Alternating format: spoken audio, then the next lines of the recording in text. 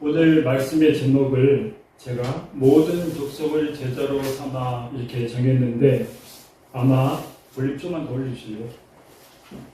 아마 예수님께서도 우리가 이렇게 예배 드리면서 모든 족속을 제자로 삼아 이렇게 제목을 정하고 예배 드리는 것을 기뻐하실 줄 믿습니다. 아멘. 우리가 이 땅에 살아가면서 목적 없이 그렇게 살아가면 참 불행한 사람입니다. 그죠? 방향 없이 우리가 그냥 길을 갈 수는 없는 거잖아요. 우리가 목적 없이 그렇게 방향도 정하지 않냐고 그렇게 길을 가는 것은 참 어리석은 사람입니다. 우리가 살아가면서 제일 우선에 둬야 될 목적이 뭐냐? 하나님을 영화롭게 하는 것. 또 하나님을 영원토록 기뻐하면서 우리가 이 땅에 살아가는 것. 그것이 우리가 이 땅에 살아가면서 두어야 할 목적. 우리가 하나님을 영화롭게 하기 위해서는 우리가 모든 족속을 제자로 삼아, 이 말씀은 예수님께서 돌아가시면서 주신 말씀이 아니에요. 예수님이 부활하신 후에 그 실망에 빠져있던 그 제자들에게 예수님께서 말씀을 주신 겁니다. 하늘나라로 가시기 전에 40일 전에 제자들에게 이 말씀을 모든 족속을 제자로 삼아 아버지와 아들과 성령의 이름으로 세례를 주고 내가 너희에게 분부한 모든 것을 가르쳐 지키게 하라. 볼지어다 내가 세상 끝날까지 너희와 함께하리라. 예수님께서 말씀하셨습니다. 제자들도 마찬가지예요. 우리와 제자들과 다를 바가 없습니다. 똑같은 그런 성경을 가지고 있고 또 똑같은 그 피조물이기 때문에 다를 수가 없습니다. 근데 예수님께서 돌아가시고 난 다음에 그 다음에 제자들이 베드로를 주동으로 인해서 도마, 그 다음에 나다나엘, 그 다음에 야고보, 요한, 그 다음에 나타나지 않는 다른 두 제자 7사람이 이제 갈릴리 바다에 예전에 3년 전에 예수님 만나기 전에 했던 그 일을 하러 돌아가는 겁니다. 좀 잘못된 거잖아요. 왜냐하면 3년 6개월 동안 그렇게 예수님께서 너희가 할 일이 무엇인가 하는 것을 다 가르쳐주고 그리고 앞으로 순교할 것도 그렇게 말씀을 해 주셨는데 내가 고난받은 것처럼 너희도 그렇게 고난을 받고 그리고 하나님의 복음을 이 땅에 전하는 것이 너희의 사명이라 했지만 제자들은 다 흠방한 목으로 그렇게 돌아갔습니다. 하나님께서 원하는 교회가 무엇일까요? 어떤 교회를 하나님께서 원하실까요? 우리 엘베르 교회는 4년 동안 김천 용문산 기도원 그 사사봉에서 그러니까 원효대사가 그쪽에 지나가면서 사명대사가 지나가면서 그 지팡이를 꽂았는데 그 꽂은 데서 이렇게 그 싹이 피고 그 나무가 그런 전설이 내려오는 그 사사봉에서 4년 동안 책 맞춰놓고 그렇게 하나님 앞에 기도하면서 세운 교회가 이 엘베르 교회입니다. 그런데 이 지상에 많은 교회가 있지만 사실 이렇게 세운 교회는 결코 많지 않아요. 옛날에 목사님들, 초대교회 목사님들은 다 그렇게 목회를 하셨습니다.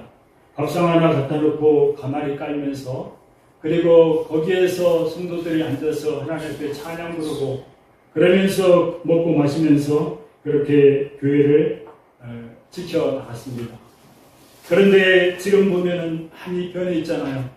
프로그램으로 인해서 나가는 교회가 있는가 하면 그 다음에 건물을 크게 세워놓고 그것이 마치 예수님의 그 바라는 모양이냐 그렇게 세워놓고 많은 사람들이 오기를 바라면서 그렇게 도움되는 교회도 있습니다. 그렇지만은 우리 엘베르 교회는 그렇지 않아요. 남들이 보기에는 초라하지만 그렇지만 하나님께서 주신 그 비전은 엄청납니다. 왜냐하면 이 마지막 때의 사명을 감당해야 되기 때문에 그렇습니다. 제가 언젠가 말씀을 전하면서 말씀드렸죠. 그 논에 수술을 하는데 그 기계가 왔다 갔다 하는데 사람은 없고 기계가 왔다 갔다 하면서 추수를 하더라고요. 이게 뭡니까? 가만히 있어도 하나님께서 추수해 주신다는 거예요. 결론적으로 전날 전도대원들이 와서 다 이렇게 씨를 뿌리고 갔습니다. 근데 수확하는 것은 하나님께서 하시는 거지만 우리는 이제 물을 주고, 저 같은 경우는 개인적으로 신방하면서 지금도 다니는 곳이 있지만은, 그러면서 이제 하나하나 교인 만들어서, 그래서 또 제자 만들고 또 하나님의 그 교회를 넓혀 나가는 것이 바로 우리의 사명인 줄 믿습니다. 주님께서는 그 분명한 목적을 가지고 이 땅에 오셨습니다. 주님께서 이 땅에 오신 목적이 잘 사는 사람들과 먹고 놀고 이렇게 즐기면서 이 땅에 오신 거 아니에요. 주님께서는 이 땅에 오신 목적이 뭔가 하면 바로 양으로 생명을 얻게 하고 더 풍성히 얻게 하기 위해서 예수님께서 이 땅에 오셨습니다. 그리고 또 예수님께서 오신 목적이 무엇인가 하면 섬김을 받으려 함이 아니라 도리어 섬기려 하고 자기 목숨을 한 사람의 대속물로 주시기 위해서 예수님이 이 땅에 오신 겁니다. 그러니까 예수님께서는 이 땅에 오신 목적이 죽기 위해서 오신 분들이에요. 그러면 우리도 이 땅에 살아가면서 우리의 사명을 위해서 우리가 죽어야 됩니다. 우리가 살면 안 되고 이 땅에 살면서 우리가 죽어지는 그 바울이 나는 날마다 죽노라 하는 그 신앙이 바로 우리에게 있어야 돼요. 그래야 우리가 전도도 나갈 수 있고 어떠한 그 위협과 어려움 속에서도 우리가 이길 수 있는 겁니다. 하나님은 전도를 지속하시잖아요.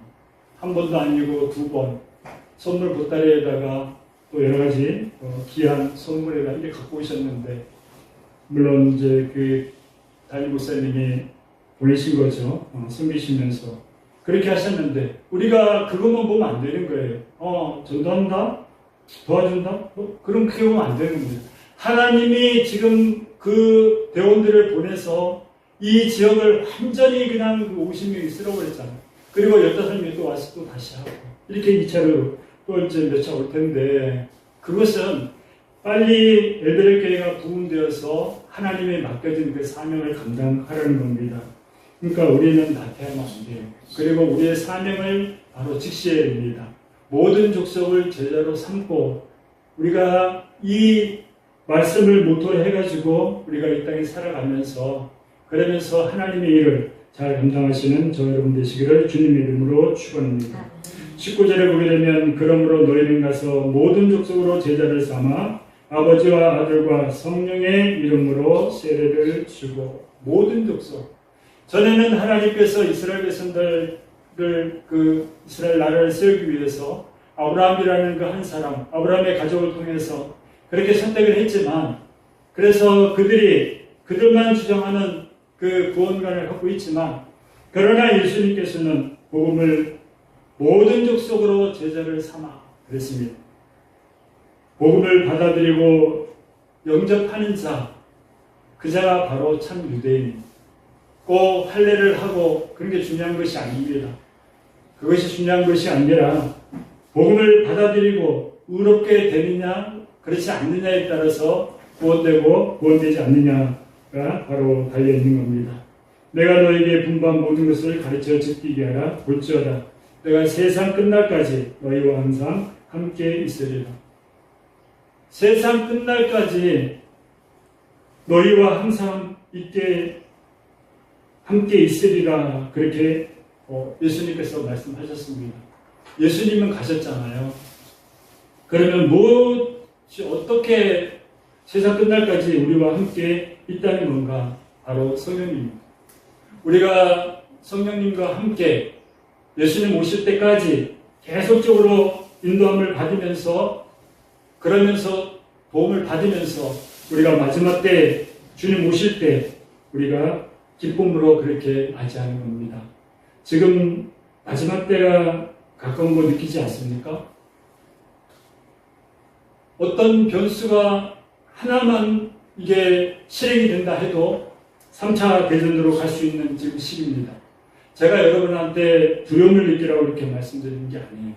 저는 또 그런 설교를 별로 좋아하지 않습니다. 자꾸 말세만 강조하는 그런 교회도 있다고 저한테도 한번 해보려는데 부흥되다고 좀 그렇게 하지 않아요. 왜냐하면 우리가 현실에 이렇게 성실하면서 하나님의 일을 하면서 그렇게 하는 것이 바른 제일관인지 그렇지 아니하고 휘둘려서 하면은 안 되는 겁니다. 그런데 지금 보게 되면 그렇잖아요.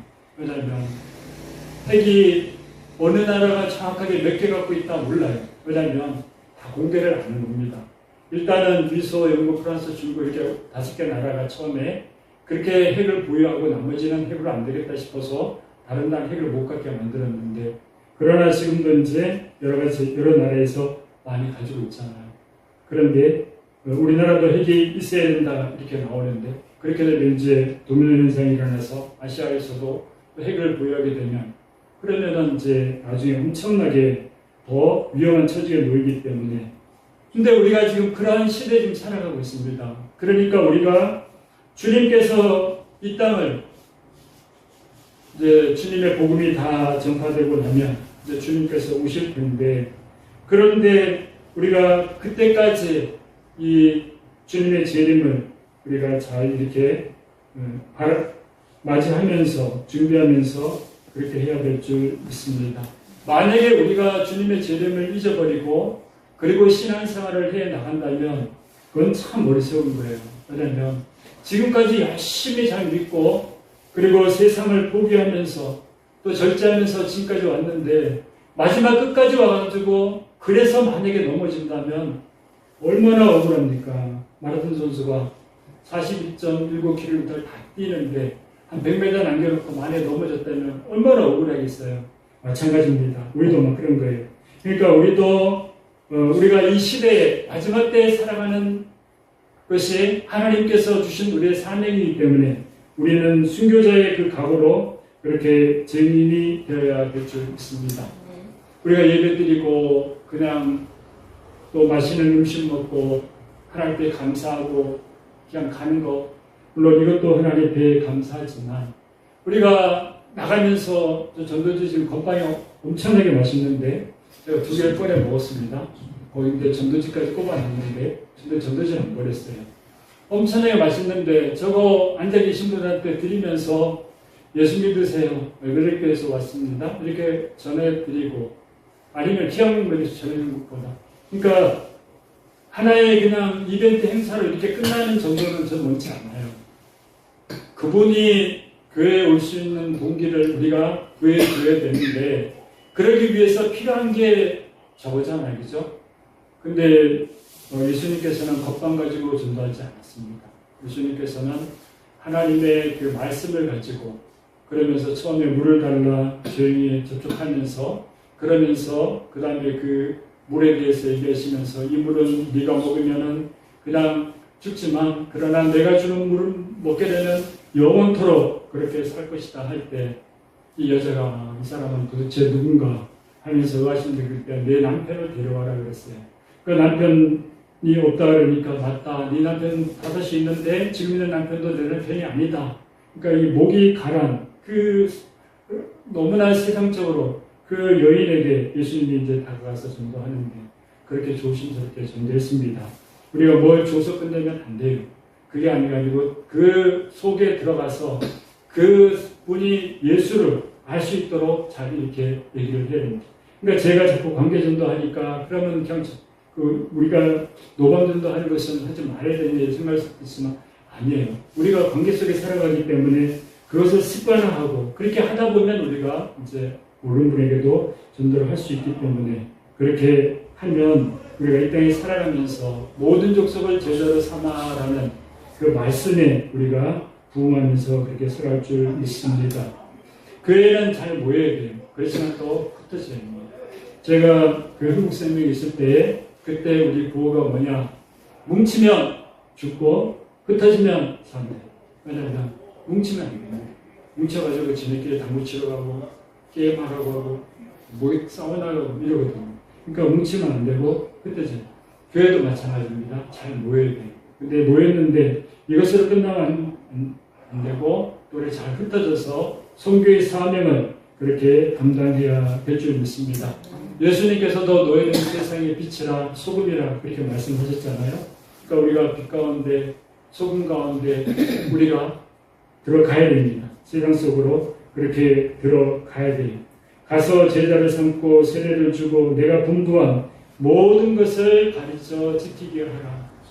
우리가 세례 주는 것은 그것은 이제 전에는 죄인으로 살았지만 그러나 이제 사실은 침례거든요. 물속에 들어가서 그 예수님도 이렇게 하셨잖아요, 그렇죠? 세례 받을 때. 그런데 들어갔다가 이제 죽었던 그 영혼이 다시 살아나는 겁니다. 그런 뜻으로 우리가 세례를 주고 그 다음에 이제 온전한 우리의 입교, 교인이 되었다. 이제 하나님의 그런 아들딸이 되었다 하는 뜻에서 그렇게 세례를 주는데 그리고 나서 분부한 모든 것을 가르쳐 지키게 하라 했습니다. 그러니까 그냥 보내는 것이 아니고 그것이 삶에 이렇게 잘 적용이 될 수 있도록 그렇게 하라는 것이 바로 저와 여러분의 교회의 사명인 줄 믿습니다. 은사를 가진 사람은 전도하고 특별한 사람은 전도하는 거 아니에요. 이게 생활화가 되어 있으면 그러면은 언제 어디서든지 전도에 대한 게 나오는 겁니다. 왜냐하면 이 예수가 이 성령님이 내 안에 있기 때문에 나올 수밖에 없는 거잖아요. 왜냐하면 내 속에 있는 것이 그것인데 그것이 나와야 되는 거예요. 그렇지만은 세상 사람들은 그렇지 않잖아요. 그들은 그들이 가지고 있는 것들을 얘기하지만 우리는 하나님께 받은 지금 내 속에 계시는 그 성령님을 우리가 전해야 되는 겁니다. 예레미야가 하나님의 복음을 전하는데 엄청나게 힘들었습니다. 예레미야 선지자는 마지막 유다 그 끝에 부분에 요시야 그 다음에 시드기야 요야김 그 마지막 때 그때 이제 활동하던 그런 선지자인데 하나님의 복음은 바벨론은 이스라엘을 칠 것이고 우리는 굴복하고 그러면 된다. 그러니까 항복을 하자는 거예요. 이게 하나님의 뜻이다. 이걸 전하는 겁니다. 그런데 그 유다 백성들이 그걸 믿겠습니까? 안 믿는 거예요. 그러니까 이 예레미야를 옥에도 가두기도 하고 구덩이에도 씹어던지고 죽이려고도 하고 그런 가운데서 이제 복음을 포기하려고 하지만 그렇지만은 예레미야는 하나님의 주신 그 사명이 있기 때문에 포기하지 않냐고 이렇게 고백을 합니다. 예레미야 2.9절에 보면 내가 다시는 여호와를 선포하지 아니하며 그 이름으로 말하지 아니하리라 하면 나의 중심이 불붙는 것 같아서 골수에 사무치니 답답하여 견딜 수 없나이다. 우리 이래 돼야 되거든요. 내가 복음을 전하지 않으면 그 사도 바울이 하나님의 복음을 전하지 않으면 내가 저주를 받을 것이다 하고 이렇게 맹세한 것처럼 우리도 하나님의 복음을 전하지 않으면 내 중심이 막 불붙는 것 같아요. 지나가는 사람을 보면 저 사람은 내가 꼭 전도해야겠는데 하면서 막 뜨거운 마음이 나와야 되는 거예요. 근데 의무적으로 가서 오늘 한 몇 개 해야지 하면서 몇 개 가지고 가서 이래 주면 이게 전도가 안 되는 겁니다. 안 되는 거예요. 이렇게 잘 보셔가지고 앉아 있다가 잘 이렇게 보셔서 그 사람들 하는 얘기도 듣고 공원에서 아니면 지나가면서 그러면서 이렇게 전도를 해야 되는 거예요. 근데 막 이게 저번에 우리가 값싼복음 아니잖아요. 이게 마지막 때 우리가 천국 들어가서 사느냐 죽느냐 그것이 이제 달려있는 건데 그 귀한 하나님의 복음을 갖다가 막 아무 때나 던지면서 그냥 전하라고 했으니까 맞죠. 그렇지만 값싸게 전하면 안 돼요. 왜냐하면 얼마나 귀한 복음인데 얼마나 그것이 그러니까 긍지를 가지고 그렇게 하나님의 복음을 전해야 됩니다. 미국이 지금 엄청나게 잘 살고 있잖아요. 그럼 미국 사람들 머리가 우리나라보다 좋습니까? 아니에요. 우리나라 사람들이 미국 사람보다 높아요. 근데 왜 그러냐? 하나님이 도와주시기 때문에 그래요. 미국이라는 나라는 지금도 많이 타락은 되었지만 그렇지만은 하나님께서 붙드시는 것은 그 청교도들이 그 땅에 믿음을 심어놨기 때문에 하나님께서 그 믿음을 보시고 하나님께서 붙들어 주시는 겁니다. 우리나라 이 대한민국이 미국 다음으로 두 번째로 세계 선교를 합니다. 우리도 지금 선교하고 있잖아요. 많이는 못 보냈지만 선교합니다. 여기서 또 우리가 기도하잖아요.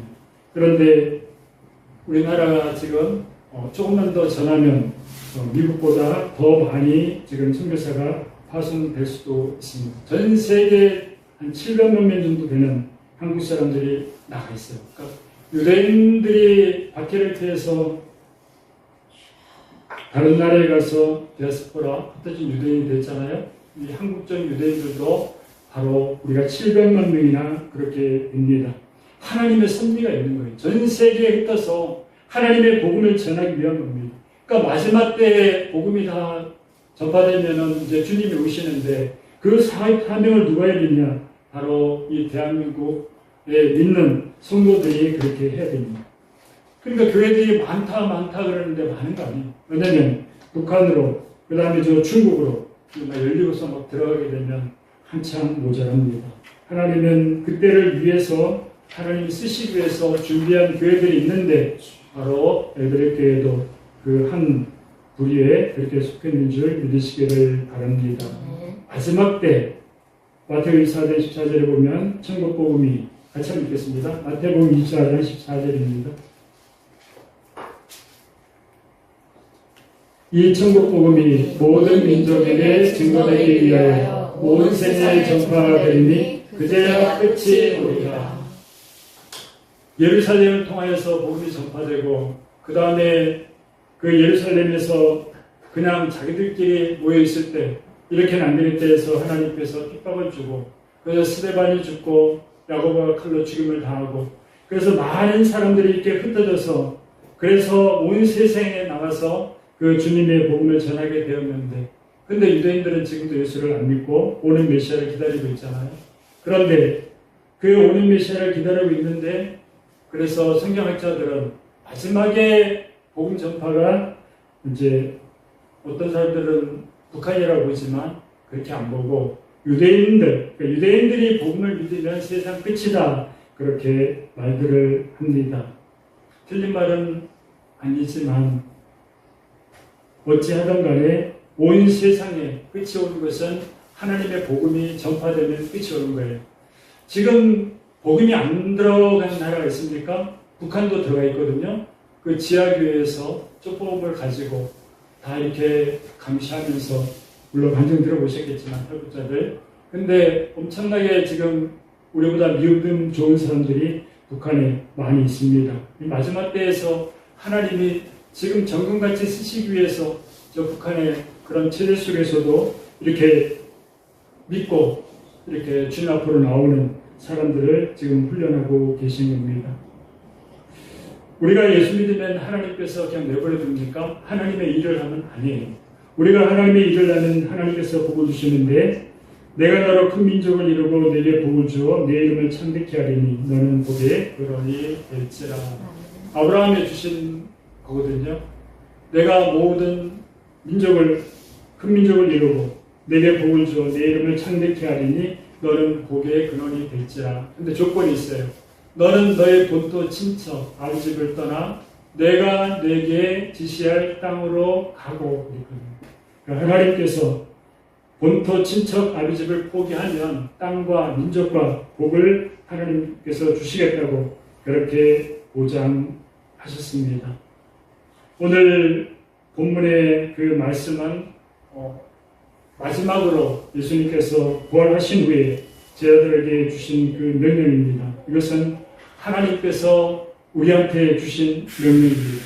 그러니까 우리는 이 말씀을 붙들고 우리가 어떻게 하면 모든 족속을 제자로 삼고 또 이 마지막 때에 하나님의 교회를 넓혀가면서 하나님의 그 사명을 감당하는가 하면서 우리가 그렇게 고민해야 될 줄 믿습니다. 아텐젤러 언더우드 선교사가 이 땅에 들어오지 않았다면 이 대한민국의 복음은 더 늦었습니다. 그렇지만은 목숨을 내놓고 아펜젤러 언더우드 이 선교사들이 그 젊은 나이에 이 대한민국에 아무것도 황무지 같은 도저히 희망도 없는 그런 이 나라에 나무를 심습니다고 그렇게 기도한 그 젊은들 때문에 지금 이 대한민국에는 많은 목회자들과 성도들과 또 큰 교회들과 세계적으로 유명한 그런 이 한국 땅이 되었습니다. 만약에 그들이 없었더라면 우리가 이렇게 큰 복을 갖지 못합니다. 우리가 잘 사는 것도 마찬가지. 하나님께서 붙들어 주시기 때문에 그렇습니다. 안 붙들어주면 시컷 올렸는데 한 방 빵 때려버리면 다시 또 시작해야 돼요. 엄청나게 힘이 듭니다. 근데 70년 동안 하나님 막아주시잖아요. 그러니까 우리가 그것도 하나님께서 우리가 이 땅에 복음을 전할 수 있는 기회를 더 주시기 위함이라고 그렇게 믿고 그 사명을 감당하시기 바랍니다. 20절에 보게 되면 같이 한번 읽겠습니다. 내가 너희에게 공부한 모든 것을 가르쳐 지키게 하라. 볼지어다 내가 세상 끝날까지 너희와 항상 함께 있으리라 하시니라. 슈바이처 박사가 복음을 전합니다. 지금의 가봉이거든요. 그 가봉, 아프리카 가봉에 가서 복음을 전하는데 얼마나 어렵겠습니까? 이분은 공부도 많이 하신 분이고 그 다음에 여러 가지 악기도 다루고 또 사상가이기도 하고 팔방미인인 그런 박사였습니다. 그런데 이 박사님이 그 복음을 전하다가 어느 날 그 사자에게 물려서 팔이 이렇게 끊어지는 그런 일이 벌어졌습니다. 그리고 나서 학생들 앞에 나와서 이렇게 설교를 하는데, 강의를 하는데, 그때 한 학생이 묻습니다. 그렇게 힘든 과정을 어떻게 견뎠습니까? 이렇게 물어보니까, 세상 끝날까지 내가 너와 함께 하리라. 그 말씀 한 가지만 붙들었대요. 그러니까 우리도 세상 끝날까지 너와 함께 하리라. 얼마나 좋습니까? 내가 죽는 그 순간까지 같이 하다가 주님이 부르시면 천국 들어가는 거예요. 그러니까 얼마나 우리가 이 땅에 살아가면서 구원의 백성으로 기쁨을 가지고 살아가야 되는가 하는 것을 우리가 알 수 있습니다. 모든 족속을 제자부로 삼고라는 그 부활하신 그 주님의 명령이 바로 우리 엘베르교회 그대로 그 성도들에게 다 명령이 되어서 이 땅에 살아가면서 하나님의 사명을 잘 감당하시는, 그래서 하나님을 영화롭게 하는